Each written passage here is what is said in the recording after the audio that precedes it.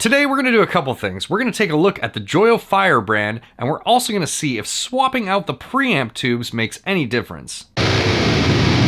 What's up everybody, welcome to the channel. If you're new here, my name is Taylor, and I do all sorts of guitar related stuff like this on my channel. If that's something you enjoy, make sure to hit the like button and consider subscribing while you're here. Now before we get started, I know, I've done a lot of videos recently on the BanTamps. My intention here is to get a few of the different BanTamps that are more geared towards metal and do a metal shootout with them, which if that is something you guys want to see, definitely go down and let me know in the comments below. So this is the last review I will be doing on a single BanTamp for the foreseeable future, but I wanted to spice it up a little bit and see if swapping out the 𝗹𝗶𝗸𝗲 preamp tube that is inside the BanTamps makes any difference to the tone that is coming out of them. So that's what we're gonna do today. So in this video, what we're gonna do is we're gonna hook this guy up, we're gonna test it out and see what kind of tones we can get out of it. We're gonna swap out the preamp tubes and see if that makes any difference to the tone at all. And then at the end of the video, we'll do a shootout in between 3 different types of preamp tubes. We're gonna shoot out the JOYO tube that's included in the BanTamp with a 𝗵𝗲𝗍𝗍 tube and also a JJ tube. But before we do any of that, there's a few things that I want to mention. I'm still taking submissions for my quarantine riff. You can check on the details for that in the description below. I'll be taking submissions until I reach 10,000 subscribers, and then at that point I will make a video featuring all of the submissions that I received. So if you want to feature your music or your video on my channel, then go down there and check out the link. And while you're down there, if you really like my channel, there's a whole support section that features links to my Patreon and links to my band's merchandise and stuff like that. And if you don't want to do any of those things and you just want to watch the video, that's cool too. I'm glad you're here. All right, let's plug this thing in and see what kind of tones we can get. What's up guys? I am plugged in here to the Firebrand, hence the fire lighting going on in the background there. Get it? The way that I'm recording this is I am recording the effects send out of the Firebrand. You can do it that way. I'm adding an IR in post, but I am monitoring myself through my Mesa 4x12 cabinet. I'm playing a Solar V1.6 FRC with an EMG 81 in the bridge and an 85 in the neck. You know the drill. Let's listen to how this sounds.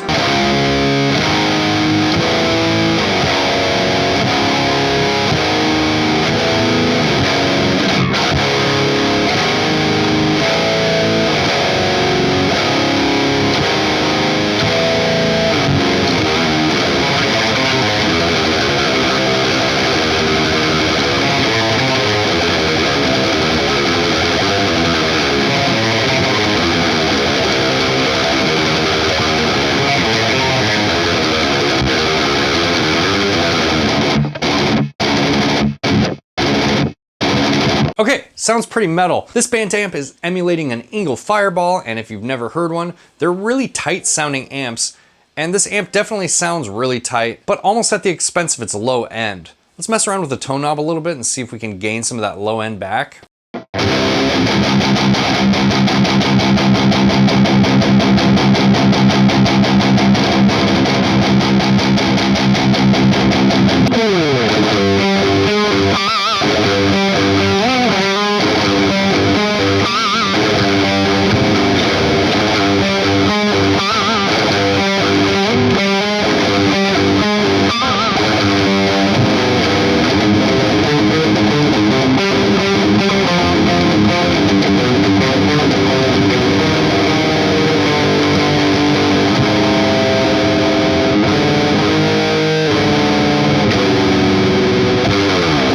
Again, I still feel like there's not a lot of low end coming from this guy. Let's mess with the gain a little bit.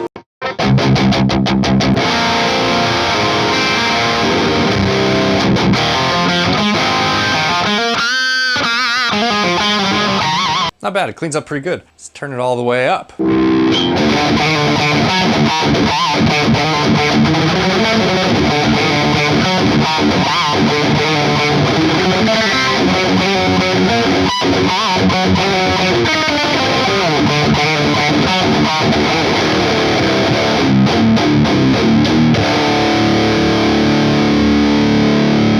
I didn't put my 𝗰𝗵𝗵𝗶 in today. Whoops. Now, one of the disadvantages of this first series of BanTamp amplifiers is that when you switch over to the clean channel, you don't have a second set of controls.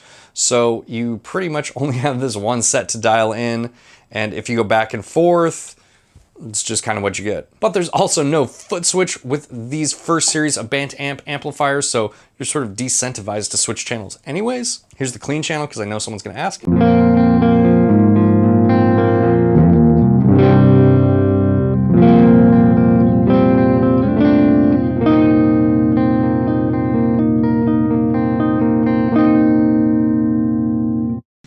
to clean that up a little bit here. Maybe something like that.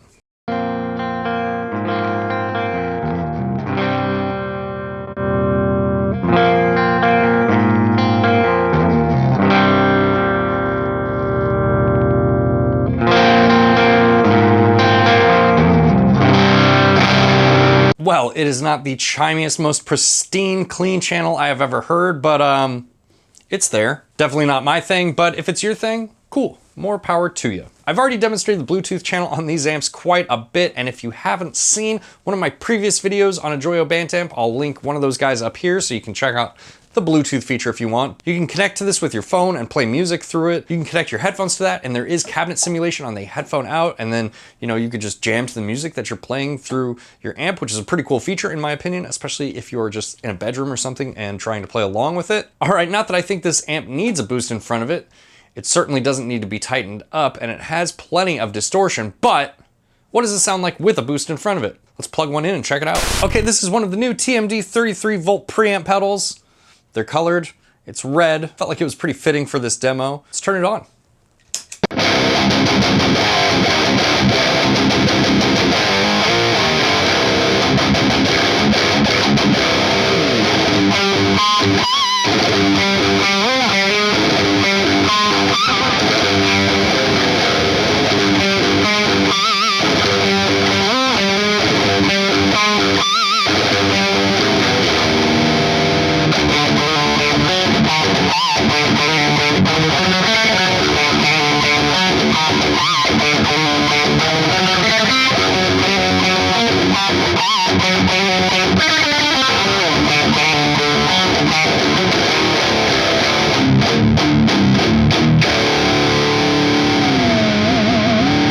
Okay, sounds pretty cool, and I think it added some more balls back into the tone there. Let's turn the bass on this guy up just a hair.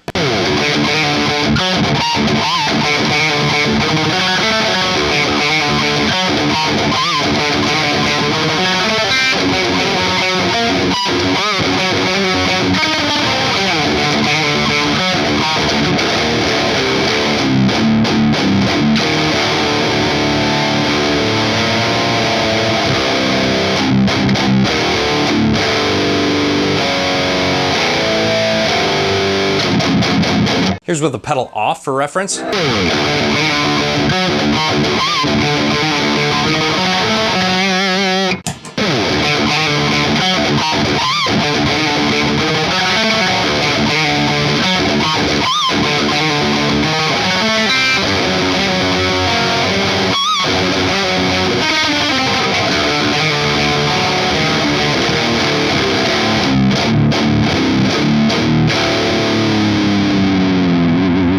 And one of the things that I think you need to be aware of that was especially true with the Jackman 2 that I tried out quite a while ago, which is a JC 𝗵𝗵𝗻𝗃 style BanTamp, is you gotta be really careful about how much input that you're putting into an amp because there's not a lot of headroom on these amplifiers. So for example, if I turn this pedal up a bit,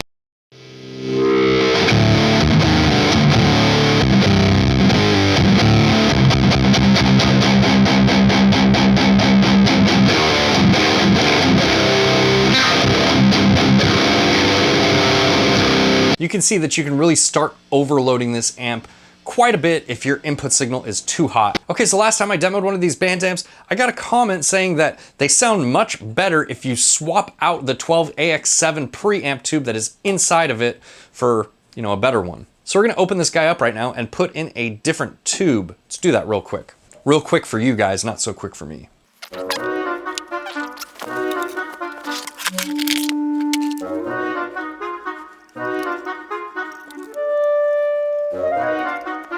Okay, so I kind of thought taking these front screws off here would expose an area where you can change out the tube, but it doesn't at all. That is just for this little plate that goes on the outside of it. So if you were so inclined, you could take the JOYO BanTamp plate off of your amplifier and just leave it bare if you want. It's kind of nice.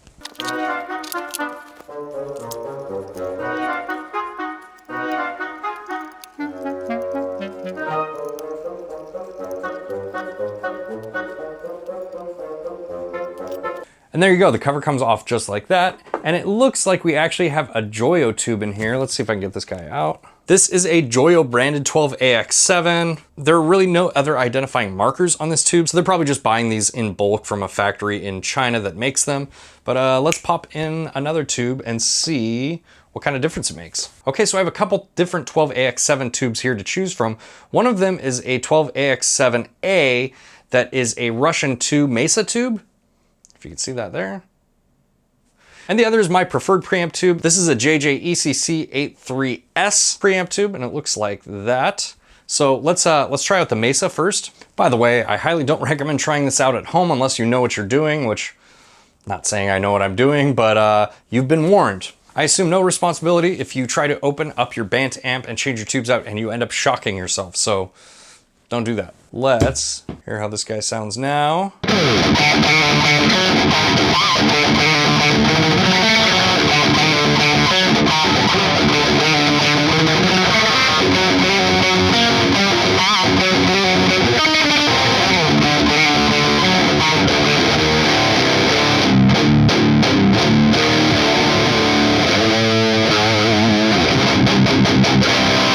Not bad. Let's try out the JJ preamp tube and see how that sounds by comparison. Unplug the power, that's important. Okay, here's the JJ preamp tube.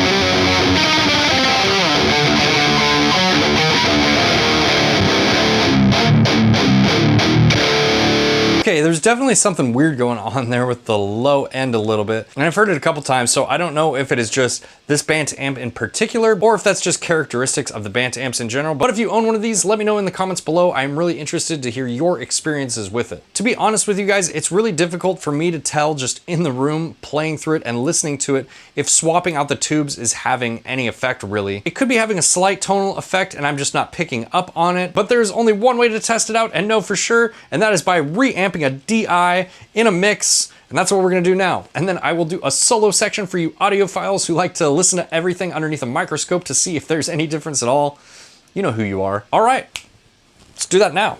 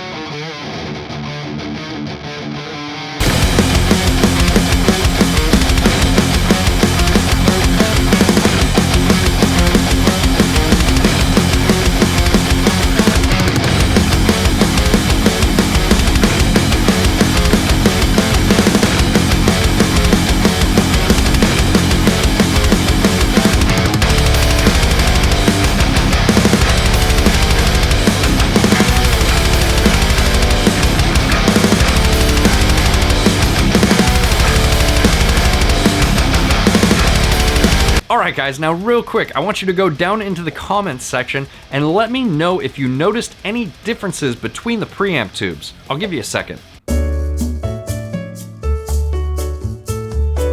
Okay, so to answer the burning question, there really isn't any perceivable difference in between the preamp tubes. The way that I tested this is I actually soloed 2 of the guitar tracks in my DAW and inverted the phase on one.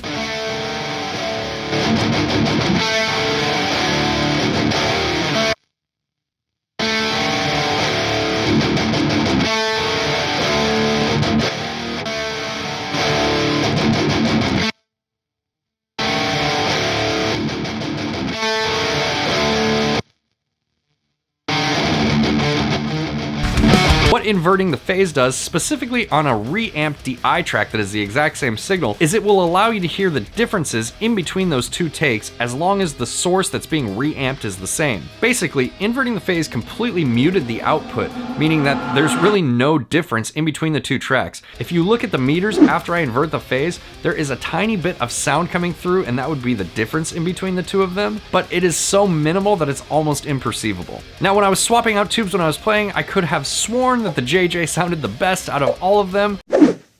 And I was really surprised when I did this and found out that there's really no perceivable difference in between any of the tubes. So I'm curious about your guys' thoughts on my findings. Did you think that one of the preamp tubes sounded better? Do you still think that one of the preamp tubes sounded better? Let me know down in the comments. Alright guys, that's gonna be it from me. Special thanks to my patrons. Your contribution is greatly appreciated and it really helps me make videos like this. And if you like this video, make sure to hit the like button, consider subscribing, and I'll see you next time. Bye guys.